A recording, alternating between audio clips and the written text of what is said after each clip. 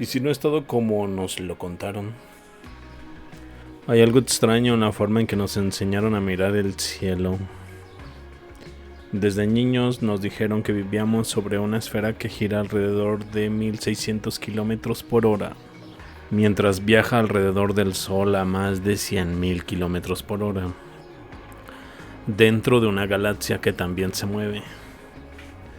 Y sin embargo todo se siente completamente inmóvil. Curioso, ¿no? Pero no pienses demasiado en eso. Confía en la ciencia, dicen. Aunque aquí empieza lo interesante, porque cuando uno observa con atención, no con fe, sino con curiosidad real, aparecen pequeñas grietas en la narrativa, no grandes, no evidentes, pequeñas, incómodas, como esa sensación de que algunas explicaciones parecen más defensivas que demostrativas. Tomemos un ejemplo simple: el espacio, un vacío casi perfecto, junto a una atmósfera con presión, sin barrera física sólida entre ambos. Y aquí viene la pregunta incómoda: ¿cómo se mantiene ese equilibrio sin contención? La respuesta oficial dice gravedad, esa palabra que lo explica todo, y al mismo tiempo que no explica nada por sí sola. Porque cuando se cuestiona, la conversación cambia rápidamente a demostración, a confianza en modelos. ¿Qué es realmente el conocimiento? ¿Lo que puedes comprobar o lo que te enseñaron a aceptar? Ahora pensemos algo aún más visual. Las misiones espaciales, humanos viajando cientos de miles de kilómetros, sobreviviendo en cápsulas presurizadas, atravesando zonas de radiación, aterrizando, despegando y regresando. Todo eso con tecnología de hace más de 50 años. Si yo te dijera que esa imagen que ves arriba fue transmitida en vivo en el año 1966 por televisión, por la cadena CBS, mostrando la misión Odyssey de la NASA, y que toda la gente se lo creyó, vos, hoy, viendo esto, ¿lo creerías? Pero la gente en ese momento lo creyó. ¿Y qué sucede? No solo eso, sino que 3 años después, otra misión, entre comillas, de la NASA, la Apolo 11, llega a la Luna, mostrando estas imágenes que también la gente lo creyó. Y estas imágenes que son realmente graciosas en el día de hoy, porque hoy para engañar a una persona están usando inteligencia artificial donde las cosas realmente se ven real. Pero lo que se filmó en aquel momento era claramente una burda filmación de estudio de muy baja calidad y que la gente en ese momento, en el estado de conciencia y su sistema de creencia, podían creer fácilmente. Pero hoy, con computadoras millones de veces más potentes, no hemos vuelto. Interesante evolución, ¿no? Como si la cima tecnológica ya se hubiera alcanzado en blanco y negro. Y luego están las imágenes, la Tierra vista desde el espacio, perfecta, azul, impecable, casi demasiado perfecta, cuando hoy sabemos que muchas de esas imágenes son composiciones. No es una foto, es un render basado en datos, dicen, lo cual abre otra pregunta. Entonces, ¿qué estamos viendo realmente? Pero aquí es donde todo se vuelve más interesante, porque no necesitas afirmar nada para generar incomodidad. Solo necesitas observar patrones. Por ejemplo, cada vez que surge una duda técnica legítima, rápidamente es asociada con una idea extrema, ridiculizada, convertida en un meme, desacreditada por asociación, y así la duda desaparece sin haber sido respondida. No es refutación, es control del marco. Ahora detente un segundo. No se trata de decir que todo esto es falso, se trata de preguntar por qué ciertas preguntas parecen prohibidas, por qué algunas ideas se ridiculizan antes de ser analizadas y por qué en una era donde todo puede cuestionarse, hay temas que vienen con una etiqueta de invisible, de no tocar. Tal vez la cuestión no es si la narrativa es correcta o no. Tal vez la verdadera pregunta es cuánto de lo que creemos entender realmente lo hemos comprobado por nosotros mismos. Porque al final la historia, la ciencia, la realidad misma no se sostienen solo por evidencia, también se sostienen por consenso, y el consenso no siempre es sinónimo de verdad. Así que la próxima vez que mires al cielo, no lo hagas buscando respuestas, hazlo haciendo mejores preguntas. ¿Tú qué crees? ¿Estamos entendiendo el mundo o simplemente repitiéndolo? Hay algo casi poético en la historia oficial del espacio. Poético porque exige fe, no observación, no experiencia directa. Nos dicen que unos hombres viajaron 384,000 kilómetros en una cápsula que hoy parecería una pieza de museo. Atravesaron un entorno letal, descendieron sobre otro cuerpo celeste, saltaron, jugaron, experimentaron y regresaron. Y lo hicieron con una tranquilidad admirable. Ni una duda, ni una grieta, ni un error visible. Perfecto. Demasiado.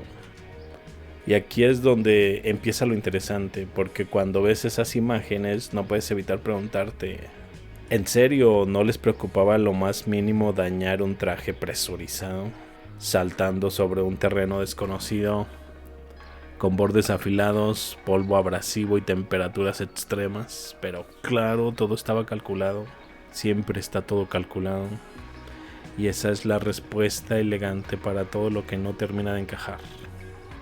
Ahora avancemos un poco más, porque esto no va solo de la luna, va del patrón. Cada vez que alguien cuestiona un detalle técnico, la respuesta no es técnica, es emocional. Ridículo, burla, etiqueta, conspiranoico, fin del debate. Curioso método científico, ¿no? Pero aquí viene lo más fascinante, el timing. Durante años surgieron dudas técnicas sobre rotación, mediciones, observaciones reales, preguntas incómodas pero legítimas. Y justo cuando ese debate empezaba a tomar forma, aparece la idea más extrema posible, la más fácil de atacar, la más fácil de ridiculizar. Y entonces ocurre algo brillante. No necesitas responder las dudas originales. Solo necesitas asociarlas con algo que suene absurdo y automáticamente todo queda desacreditado. Es estrategia pura, casi elegante. Ahora piensa esto con calma. No desde la emoción, sino desde la lógica. Si quisieras proteger una narrativa, ¿qué harías? ¿Responder cada duda técnica?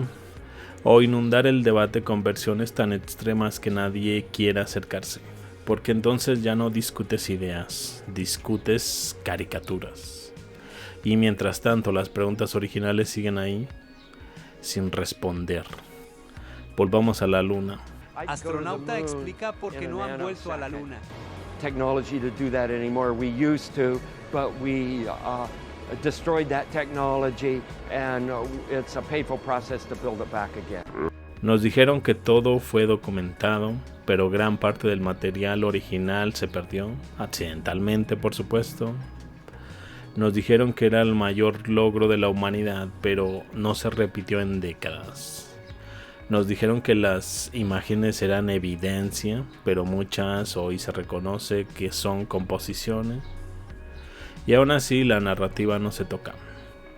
Eso no es ciencia, eso es dogma con estética tecnológica.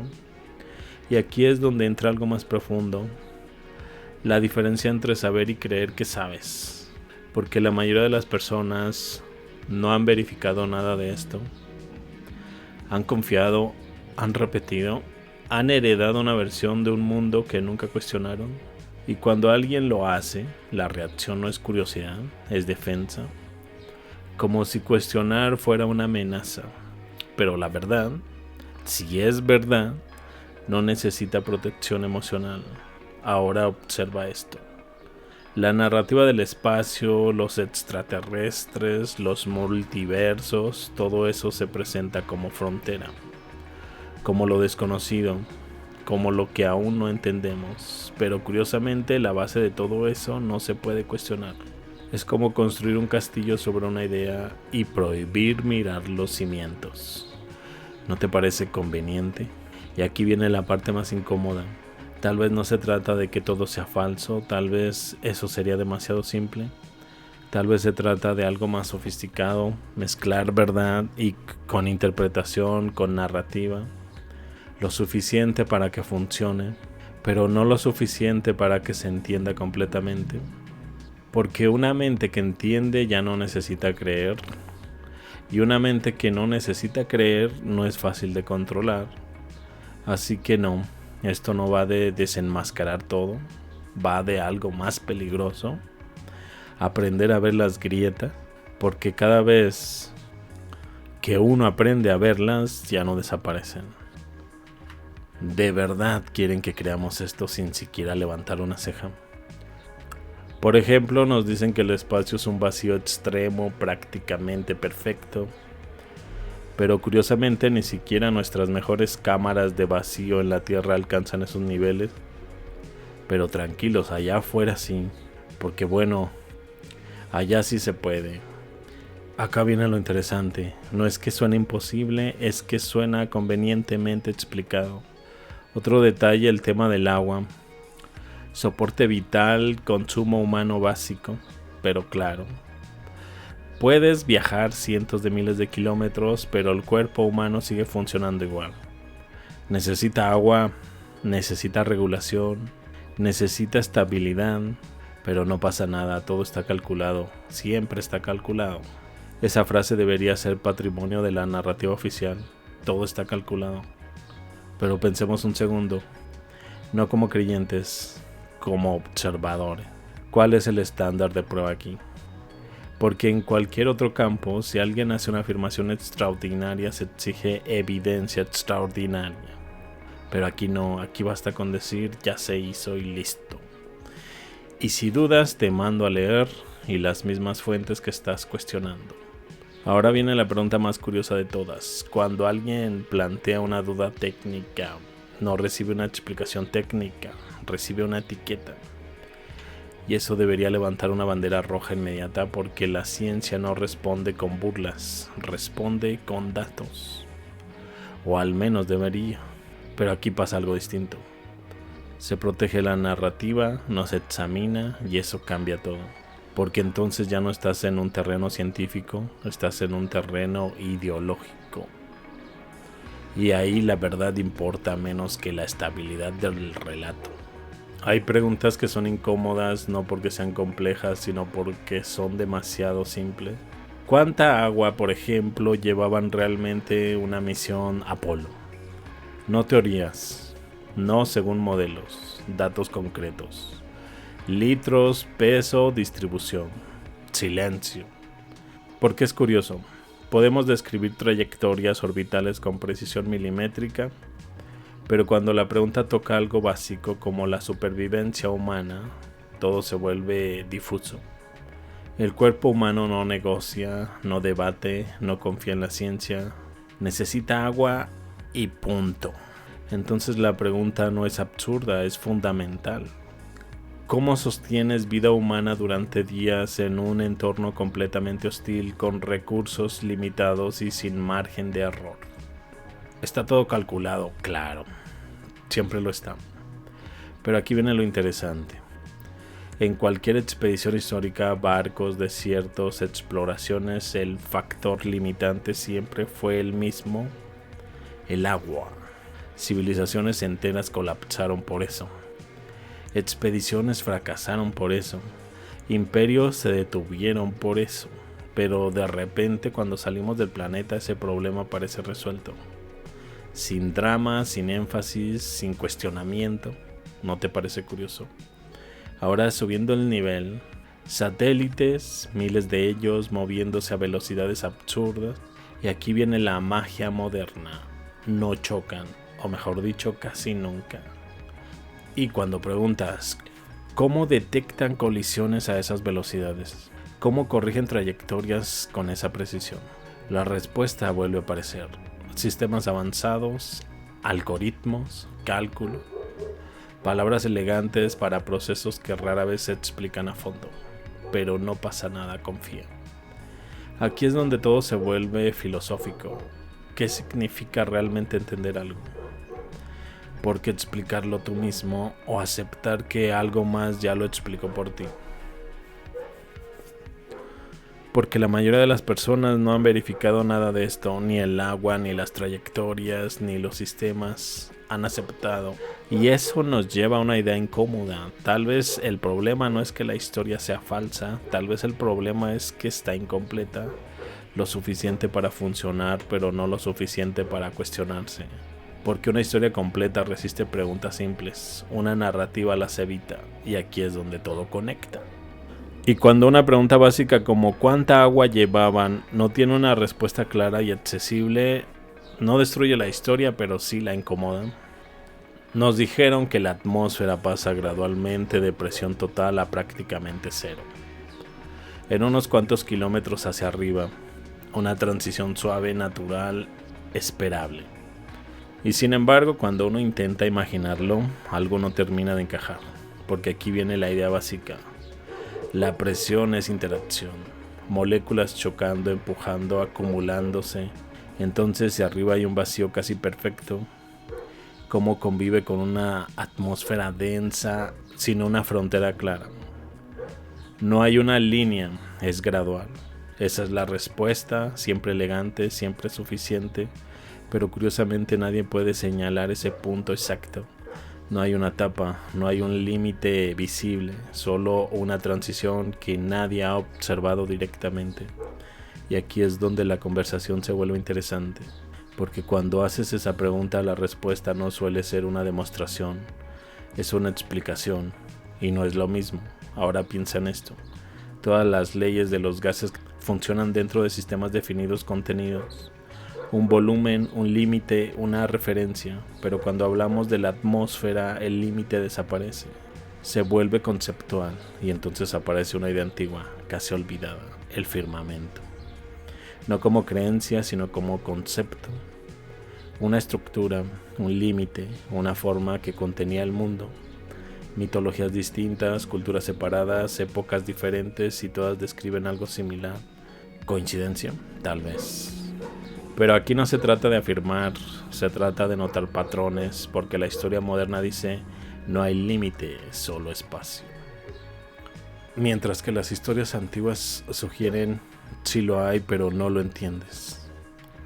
Dos visiones completamente distintas del mismo cielo, y aquí tienes la pregunta incómoda. ¿Por qué una se considera conocimiento y la otra superstición, sin siquiera analizarlas al mismo nivel? Porque cuando observas ciertos fenómenos visuales, ciertos efectos en el cielo, ciertas anomalías en imágenes, no obtienes respuestas claras, obtienes interpretaciones y eso cambia todo.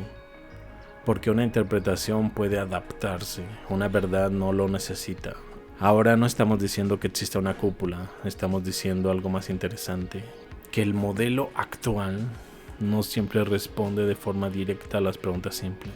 Y cuando eso ocurre no se abre el debate, se cierra con etiquetas, con burlas, con autoridad y eso no suena a ciencia, suena a algo más antiguo, a un sistema que no quiere ser cuestionado y aquí es donde todo se vuelve realmente incómodo.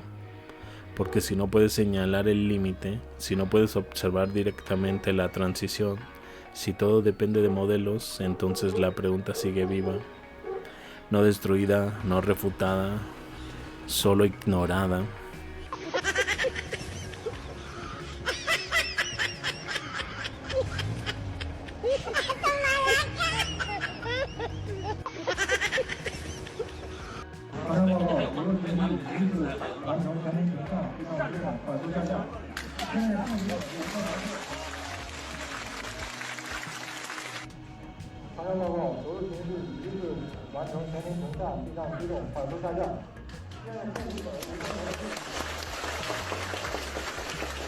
Porque hay personas que creen que Estados Unidos nunca fue a la luna.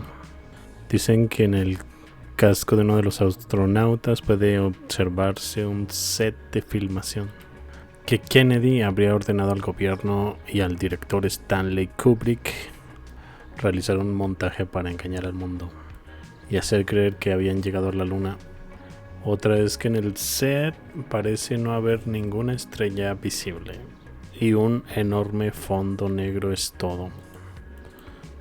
Sobre su traje Apollo Skylab 47L, pero que aparte de ese también contaban con un recubrimiento de calzado llamado chanclos, con el que podían protegerse del polvo lunar, rasgadura La cosa es que dichos chanclos no se encuentran en la exhibición del museo, curioso y extraño.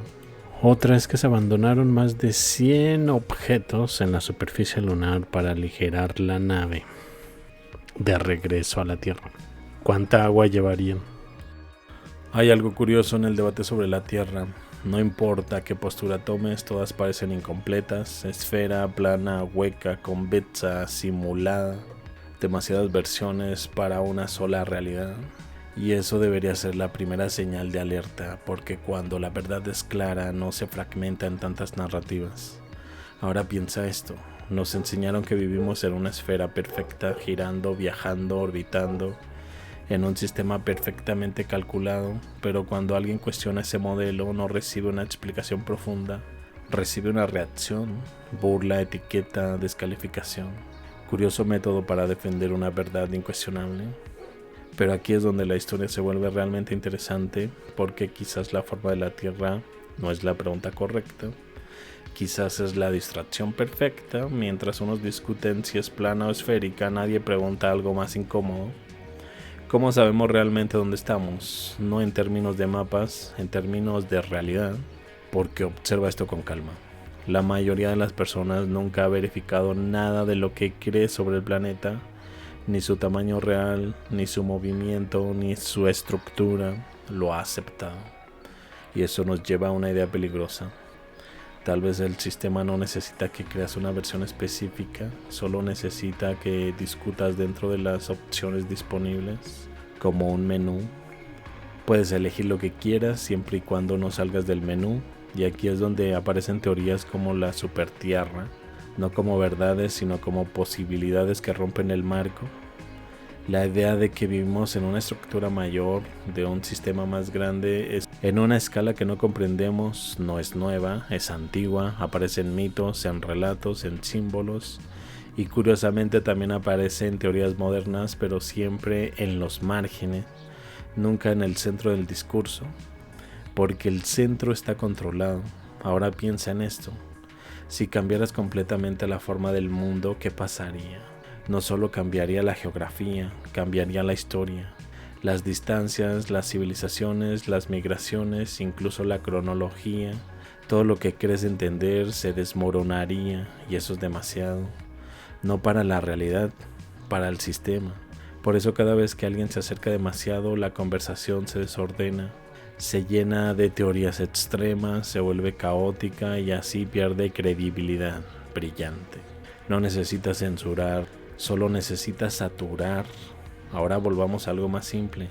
La Tierra se mueve, nos dicen que sí, con absoluta certeza, pero cuando intentas observarlo directamente no lo percibes, entonces la respuesta se vuelve algo así.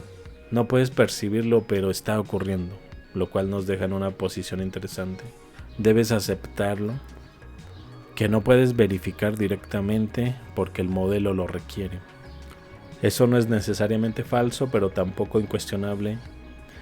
Y ahí está el punto, no se trata de reemplazar una creencia por otra, se trata de entender que el marco completo podría estar incompleto, o peor, diseñado. A veces el problema no es la falta de información, es el exceso de coincidencias. Por un lado tienes un telescopio en el espacio, Hubble orbitando la Tierra, capturando imágenes sin distorsión atmosférica, perfecto. Por otro lado tienes un avión, un Boeing 747 modificado, volando en la atmósfera, con un telescopio gigante apuntando al cielo, llamado Sofía. Y aquí es donde la historia se pone interesante, porque oficialmente uno está en el espacio y el otro no. Pero ambos producen imágenes del cosmos. Entonces la pregunta no es absurda, es incómoda. ¿Cuál es realmente la diferencia operativa entre lo que vemos y lo que nos dicen que vemos? Porque observa esto con calma. Sofía volaba a gran altitud. Para evitar interferencias atmosféricas, capturaba datos infrarrojos de formación estelar. Hubble, por su parte, está fuera de la atmósfera, pero curiosamente muchas de las imágenes que vemos no son fotos directas, Son procesamientos, composiciones, interpretaciones de datos, lo cual está bien, eso es ciencia. Pero también abre una puerta interesante. Si la imagen final depende del procesamiento, ¿cuánto de lo que ves es observación directa y cuánto es reconstrucción? Y aquí entra otro detalle curioso.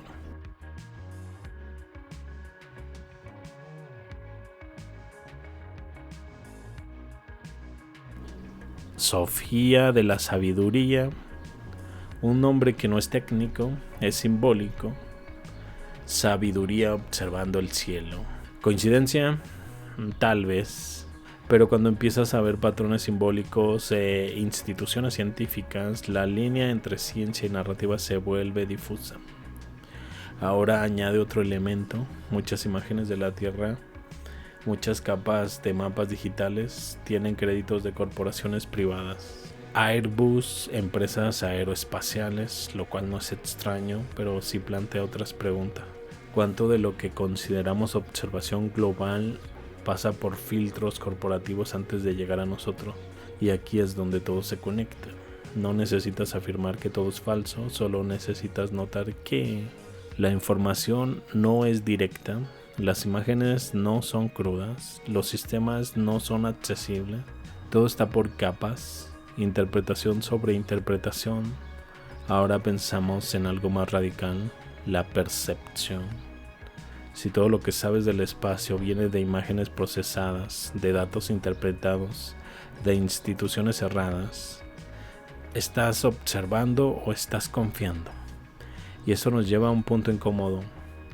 La ciencia moderna no solo produce conocimiento, también produce confianza, y la confianza, cuando no se cuestiona, se convierte en dogma. No religioso, tecnológico. Ahora volvamos a la pregunta inicial. Sofía en el cielo, Hubble en la órbita. Dos sistemas, dos narrativas, una misma función, mostrarte el universo. Pero tú no estuviste ahí, no viste el proceso completo, solo ves el resultado final. Y ese resultado ya viene interpretado. Si todo lo que vemos del universo pasa por filtros, ¿cuánto estamos viendo realmente y cuánto estamos creyendo? Hay algo aquí que no encaja con la versión oficial. Ahora imagina que todo esto no fue un error histórico, sino algo deliberadamente ocultado. Lo que acabas de ver tiene implicaciones que casi nadie quiere explorar. No te vayas ahora. Lo que sigue es clave. La siguiente pieza está apareciendo ahora mismo en una de las ventanas. Dale clic.